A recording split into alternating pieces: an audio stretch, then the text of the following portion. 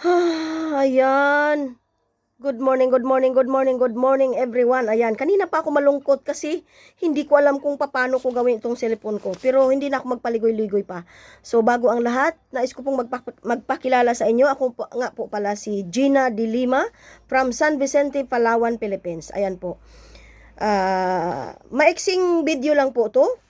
Para po ito kay Laika Pilitro Salmete, taga Block 3, Lot 23, Phase 2, Caloocan, Barangay 14. Ayan po. So, isang OFW po ito siya sa Dammam, Saudi Arabia. Ayan, pagbibigyan ko kayo agency. Sige, hindi ko babanggitin ang kanyang agency dyan sa Dammam, Saudi Arabia at sa Pilipinas. Pagbibigyan ko kayo. Okay? Ang reklamo po ng ating kababayan ay binastos siya ng kanyang amo. Ito po. Ayan po ang reklamo ng ating kababayan na si Laika Pilitro. Ayan po. Ang message niya sa akin, paano po ba gagawin, ma'am? Kasi nagreklamo na po ako sa agency. Una, sabi ko po, uuwi na lang po ako. Ang reklamo ko po kasi is manyak yung amo kong lalaki.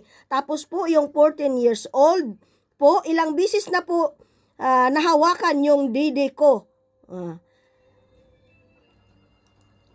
Sabi ng agency, bigyan ko pa daw ng 2 weeks.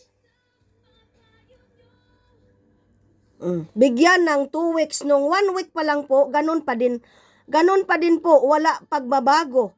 Nagsumbong po ako ulit sa agency namin, then pumunta po kami ulit sa agency. Sinabihan ako ng may-ari, hindi ako allowed sa accommodation niya.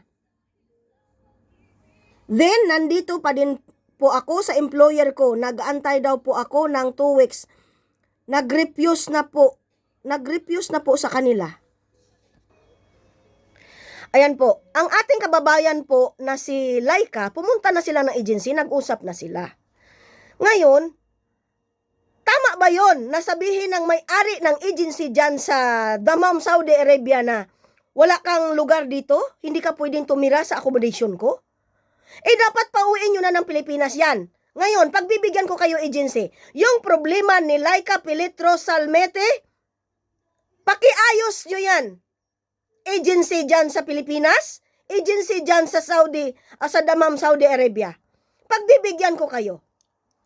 Taga-agency, yung pambablap ninyo kay Laika Pilitro Salmete, na sinasabi nyong labor office na 2 weeks, kung ano man pong mga offices nyo po, wala po siyang pakialam doon. Ang importante po, iligtas nyo po sa kapahamakan si Laika Pilitro Salmete. Kasi po, bastos yung amo niya. May video ako, may messages ako, nandito yung conversation ninyo ni Laika. May video ako na amo niyang nakasuot lang ng salwal. Tandaan ninyo agency. Once kung anong mangyari kay Laika Pilitro Salmete, mas malaking mawawala sa inyo. Obligasyon ninyo, agency, na pangalagaan ang ating mga kababayan na idineploy ninyo sa iba't ibang bansa. Paulit-ulit po tayo mga agency.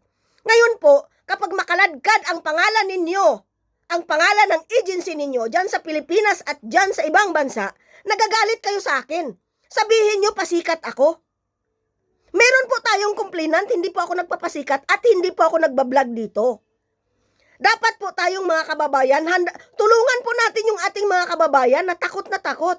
Si kabayan ay first timer sa Dammam, Saudi Arabia. Yani, nakikipagsapalaran siya tulad sa atin. Kayo mga taga-agency, umayos kayo. Nagkapira na kayo't lahat-lahat, hindi nyo man lang matulungan si kabayan? Proud ako sa agency ko dyan sa Pilipinas. Hindi ko lang muna babanggitin.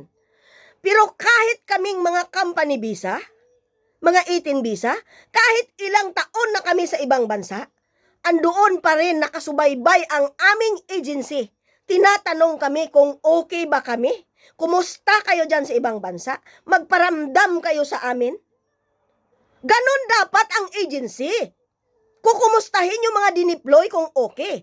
Ito, si Laika Pilitro Salmete ay mayroon ng reklamo sa inyo, sa opisina ninyo, na binastos siya ng kanyang amo. Tama ba yon?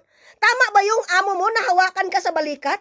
Tama ba yung amo mo na lalaki lalapit sa'yo, hawakan balikat mo, idiin sa katawan mo yung katawan niya? Tama ba yun? Tapos minsan ang suot ni among lalaki ay nakabirip lang, nakasalwal. Tama po ba yun? Isang pambabastos na yun sa hanay ng mga kababaihan.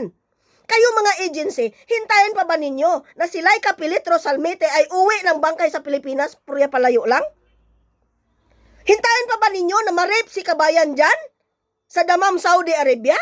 Hintayin nyo pa ba na meron na naman tayong isang kababayan na mapahamak? Maawa naman po kayo. Pagbibigyan ko kayo agency, hindi ko babanggitin ang agency ngayon.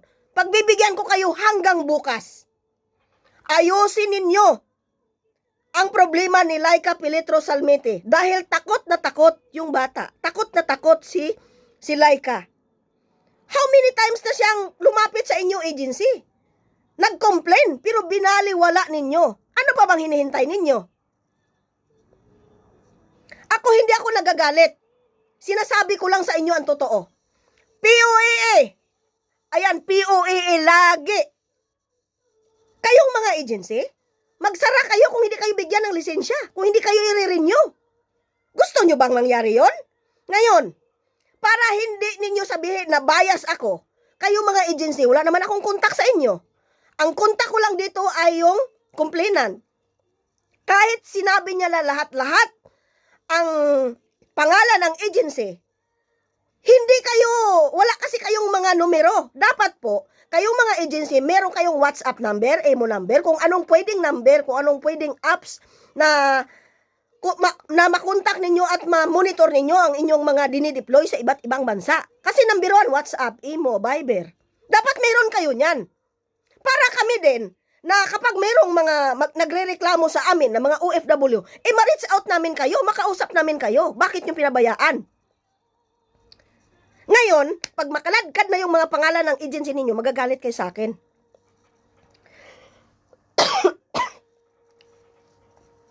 Pagbibigyan ko kayo hanggang bukas, agency na Laika Pilitro Salmete dyan sa Dammam, Saudi Arabia. Pagbibigyan ko kayo. So, yan, malilit na ako sa trabaho. Maraming salamat sa inyo. Paki-spread lang po ito. Paki-spread lang po ito. Paki-share po mga kababayan ko. Kasi po si Laika Pilitro Salmete ay biktima na naman ulit ng pambabastos ng amo. Hinahawakan balikat.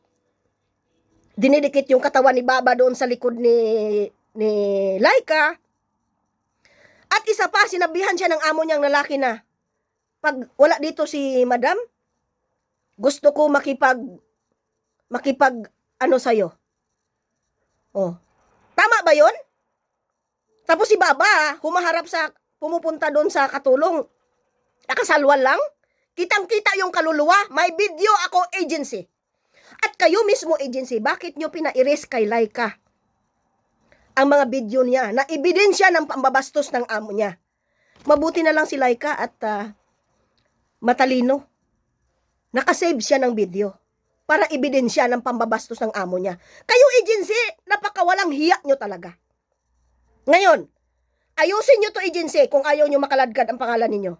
Pangalan ng agency ninyo. Sa Pinas, dyan sa Dammam. Maraming salamat. Hanggang dito na lang muna.